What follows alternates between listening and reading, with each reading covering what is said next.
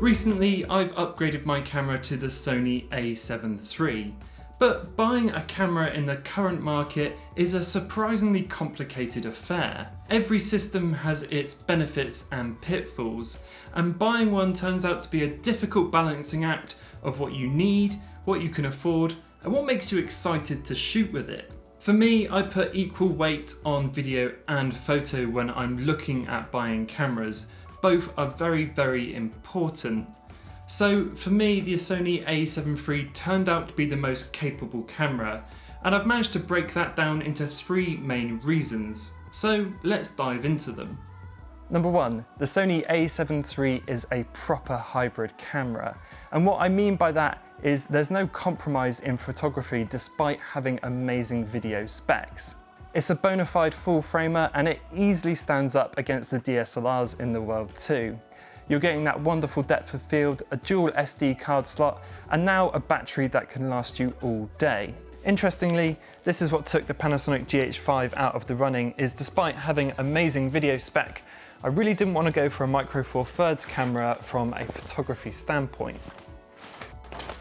Secondly, it's inbuilt stabilization, or IBIS. And yes, I know the Sony A7 III doesn't have the best IBIS on the market. However, for how I shoot, it works really well. Anything I shoot handheld is nice and steady, but not overly so.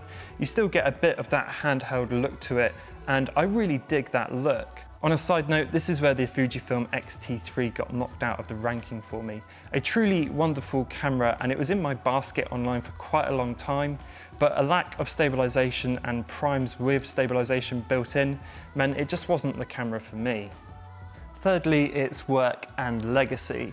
And what I mean by that is when I do client work outside of YouTube, I work with Sam. Hey, I'm Sam. And Sam uses a Sony camera too.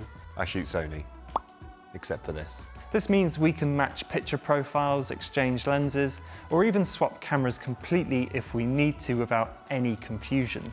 In terms of legacy, my old camera is the Sony A6300. And what that means is it can now serve as an absolutely solid B cam or as just a general backup in case anything happens to my Sony A7 III. So all in all, it made complete sense for me to go for another Sony camera. However, that doesn't mean it's going to be the right camera for you. But it's got really great video specs, and for people who want an awesome photography camera, I really think the A7 III is a really well balanced option. Not to mention the price point is decent too. And lenses for the system are expanding at a really good rate too. Tamron are putting out some really great f2.8 zooms, Sigma have released a boatload of prime lenses, and Sony have a really good selection of native glass too. I'll leave the video at this. No matter what camera you pick, Canon, Sony, Nikon, Fuji, Panasonic, there will be a compromise somewhere, but what's important is picking the compromise you can live with. For me, the compromise on the Sony was no rotating screen, which is annoying for someone that films themselves a lot. The colour science for photography I find quite unappealing. It's fine for video because I shoot in the flat profiles anyway, but on a photography standpoint, I'm never really happy with an out of camera shot from the A7 III. And finally, no 4K 60p. Maybe I was hoping for a little too much, and I'm sure Sony will put that on the A7S III whenever that comes out. But these are the issues I can live with.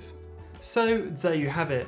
The Sony A7 III is the new camera I have, which I use for absolutely everything on this channel and for all the photography and film work that I do outside of it. I will do a full review at some point because there's so much I haven't gone into here that I would love to dig into. So if that's something you'd like to see, then do leave a comment below. Anyway, thanks for watching the video. If you enjoyed it, pop a like. If you loved it, pop a sub, and I will see you all in the next one.